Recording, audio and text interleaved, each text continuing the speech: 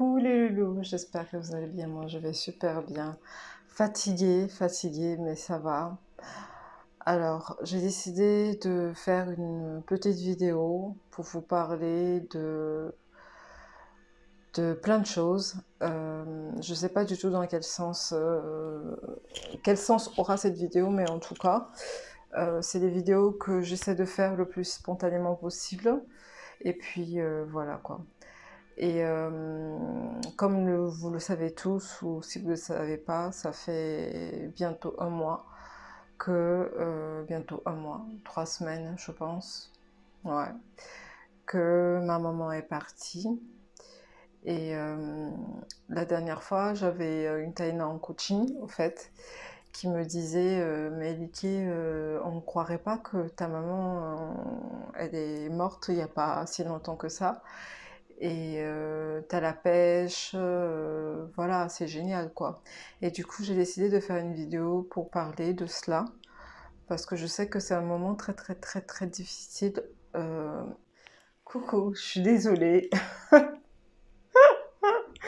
Mon trépied partait en cacahuète, donc bon, excusez-moi. Donc je vous disais qu'au fait, c'est des moments où si on ne sait pas gérer, on peut perdre pied, on peut tomber en dépression pendant des années et avoir cette douleur-là toujours en nous et qui au final va gâcher notre vie. Alors, la pensée commune veut que quand on perd quelqu'un qui nous est cher, qu'on souffre beaucoup, plus on va souffrir, plus on a l'impression d'honorer la personne, plus on a l'impression d'être fidèle à cette personne-là. C'est ça la pensée commune. Mais si on laisse de côté cette pensée commune et qu'on regarde les faits, c'est quoi? Quand on perd quelqu'un de cher, la personne, elle est partie. Ou on ne sait pas. Ok? On a peut-être des idées, des mythes ou des choses qui nous disent que la personne est partie au ciel ou la personne, son esprit part quelque part, mais personne n'est jamais mort et revenu à la vie pour nous dire comment c'est là-bas. Donc, on ne sait pas. Faut dire en réalité qu'on ne sait pas. C'est ça la réalité des choses. Donc, la personne, elle est partie pour un voyage inconnu. Euh, En tout cas, il y a une chose qui me paraît probable, c'est que quand il y a une fin à quelque chose, il y a un début à autre chose. Vu que la vie est en perpétuel mouvement et n'a pas de fin, en tout cas dans notre conscience, euh, dans notre conscience, quand une plante, par exemple, quand une fleur meurt, une autre la succède, ainsi de suite, ainsi de suite. Donc c'est un roulement. Donc la personne part quelque part, on ne sait pas où, c'est un autre, probablement c'est une autre vie, une autre façon de vivre, euh, voilà, que personne ne sait. Donc je vous disais au fait que la personne, elle est partie, c'est fini. Vous la reverrez plus jamais. Vous la reverrez dans vos rêves, dans votre tête, la manière dont elle rigole, la manière dont elle crie sur vous, la manière pour les mamans, pour les mamans, la manière, vos conflits, plein de choses, ses souffrances, ses angoisses, euh, tout ça, vous allez les garder là, vous allez les garder là, mais vous n'allez plus jamais toucher cette personne-là. C'est une réalité, c'est fini. Comme je dis, quand j'entends quelqu'un dire maman, je sais que je dirai plus jamais maman de ma vie. Voilà, c'est un fait. C'est comme ça. Et du coup, la personne, elle est partie, mais la douleur qu'on ressent euh, quand la personne est partie, je parle bien quand la personne est partie, c'est nous-mêmes, au fait. On se sent très seul. On se sent surtout quand c'est une maman. Moi, en fait, j'ai eu, j'ai perdu pas mal de personnes autour de moi, dans ma famille, etc. Mais la perte d'une maman, c'est quelque chose de très fort. C'est quelque chose de très fort. Je pense que c'est le seul moment où, en tout cas, on coupe réellement le cordon ombilical, vraiment. Peu importe, même si on est vieille, on a 50 piges et que notre maman est toujours en vie, ce lien-là le cordon y est, mais jusqu'au jour où le cordon n'y est pas, quand elle part, c'est là où il y a cette coupure-là. C'est comme si une partie de vous-même part. Au début, en tout cas moi, je l'ai ressenti comme ça, c'était comme si je perdais une partie de moi-même. Je perdais, je sais pas, ma source au fait. Je perdais ma source et c'était pas du tout facile. C'est une souffrance qu'on ne peut pas expliquer. Une souffrance qui nous prend à la gorge. Et moi, dans mon cas, elle a été malade pendant très longtemps. Et pendant très longtemps, j'ai... D'ailleurs, c'est l'une des raisons pour lesquelles j'ai arrêté Terre Renaissance à un moment donné, c'est que j'arrivais plus à gérer enfin à gérer mes émotions. C'était de trop. Il y avait pas que ça, hein. Il y avait plein de choses. La maladie de ma mère, en fait, il n'y a rien de plus dur que de voir quelqu'un qu'on aime souffrir sans pouvoir rien faire. Même si on sait qu'on fera du mieux qu'on peut, mais on se rend compte à quel point on est inutile pendant ce moment-là. Et voir cette personne souffrir, c'est juste horrible pour nous. Donc, j'ai vécu ça pendant un bon bout de temps, ainsi que mes frères. Moi, je suis là, mais eux, ils étaient avec encore maman.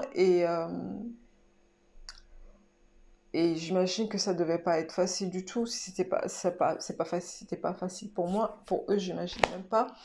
Donc, euh, on ressent cette douleur dans tous les cas, très très intense, très très très très très intense. L'erreur qu'on fait, qui fait que cette douleur ne part pas, c'est que on l'étouffe. Quand on, quand on ressent ça, ce qu'on appelle douleur, cette émotion, ce quelque chose, moi je dirais, ne donnez même pas de nom à ce que vous ressentez parce que ça n'a pas de nom. Ce que vous ressentez en général tous les jours, quand vous êtes en joie par exemple aujourd'hui, la joie que vous ressentez aujourd'hui n'est pas la même que demain. Donc si vous ressentez tout simplement la chose sans la nommer, il y a quelque chose qui se crée, il y a quelque chose qui se passe, au fait. Donc, en revenant à cette douleur-là, quand on ressent cette douleur-là, cette douleur, elle est tellement intense qu'on a envie de vomir, parfois, euh, qu'on soit dans ces douleurs, parce qu'à ce moment-là, c'est ça qu'on est. Qu'on la comprenne, qu'on la regarde en face, qu'on la fuit pas, qu'on n'essaie pas de faire des choses, qu'on n'essaie pas de dire non, il faut pas que je sois malheureux ou malheureuse, ou oui, il faut que je sois malheureux ou malheureux. En fait, qu'on n'ait pas d'avis par rapport à cette douleur-là. Qu'on la ressente juste à cet instant-là, qu'on la ressente sans la nier, sans la nommer, sans faire 36 trucs gymnastiques dans sa tête. Je sais que c'est très difficile à faire, tellement on est conditionné, mais quand on comprend, quand on est dans un processus de connaissance de soi, c'est très facile, c'est très facile à faire. On a juste à regarder sa souffrance, parce qu'on est cette souffrance-là. Donc à se regarder à cet instant T-là, intensément, avec toute notre énergie, tout notre être, avec tout notre cœur, et être juste là. Et croyez-moi que la douleur, elle part. La douleur, elle part, elle fait place à autre chose que je pourrais pas nommer non plus. Mais je sais pas si c'est de la nostalgie, j'en sais rien. Elle fait place à autre chose. Donc c'est un cheminement. Donc moi, ce que je pense qui est bénéfique à faire pour vivre un deuil, c'est pas accepter, mais regarder cette souffrance-là pendant ce moment de deuil-là, ne pas la nier, ne pas faire protocolaire dessus, juste être là et ressentir ça, en fait, se regarder tel qu'on est. C'est très très important pour pouvoir faire son cheminement rapidement, parce que la personne, notre maman, la maman, c'est la maman, quoi. C'est elle qui nous a portés. Dans mon cas, elle a été toujours là, malgré enfin, les conflits. Elle a toujours été là. Elle a fait de son mieux. Et c'est très fort. La perte d'une maman, c'est très fort. Je dis pas que la perte d'un papa ou quoi que ce soit. Après, ça dépend de la relation que vous avez avec la personne. Moi, c'était très délicat. De toute façon, les relations avec mes parents ont toujours été très délicats. Parce que je suis une tête brûlée aussi, hein. Je suis pas facile à vivre, vraiment, pas non plus. Eux non plus, je pense que j'ai hérité ça d'eux. Et donc du coup, ouais, c'était toujours délicat. C'était toujours délicat, c'est compliqué. Mais malgré ces complications, ces relations complexes, c'est toujours notre maman et c'est toujours notre papa. Et moi, j'ai vécu la plupart de ma vie, la moitié de ma vie avec ma mère. Et plus de la moitié de ma vie avec ma mère et je suis très attachée à elle, très attachée à elle, ce qui fait que c'est pas évident à gérer, c'est pas évident. Moi, le le pire moment que j'ai vécu de toute ma vie, je dirais c'est sa maladie pendant qu'elle était malade et que je la voyais souffrir et que je pouvais rien faire, que tout ce que j'essayais de faire, au fait, ça ne marchait pas. J'ai tombé dans une dépression à un moment donné. Je pense que c'est ça aussi qui est à l'origine de cette espèce de conscience, au fait, cette espèce d'envie de regarder la vérité en face parce qu'on trouve que la vie n'a aucun sens. Et, et c'était pas facile. Jusqu'à son dernier souffle, quand on m'a dit quand ma sœur m'a écrit ce message, ce fameux message, m'a dit que maman, elle est partie, euh, j'étais partagée. Je me suis dit, elle souffre plus. Et après, c'était un enchaînement de plein de choses. Quand on se rappelle d'elle, tout ça, ça fait mal.